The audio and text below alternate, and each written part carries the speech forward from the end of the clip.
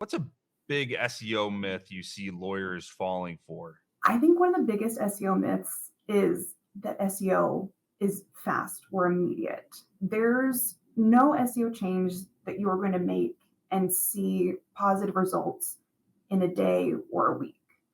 So SEO is really these small wins that are building up over time. And so that's a long game you're playing, right? So anybody who comes in, they're like, we're going to make these SEO changes. We're going to have you ranking, page one in a month. It's just inaccurate.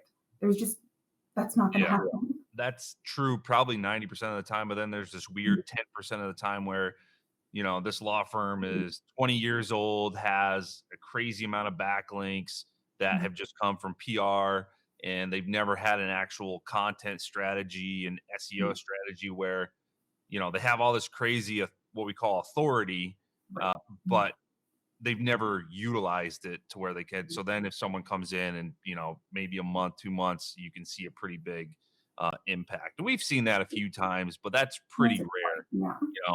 A lot of times you're right. We'll get someone that comes in and from, Chicago or something is like, hey, I want to get page one in, 2 months. Someone told me down the street they can do it.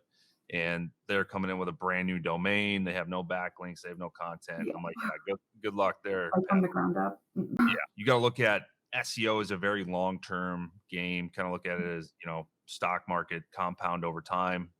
Something, you could build a link today and you may not see any effect for months down the road because it needs to get crawled, needs to get indexed, and it just compounds over time. Some people, when you just touched on this a second ago, some people say SEO is dead.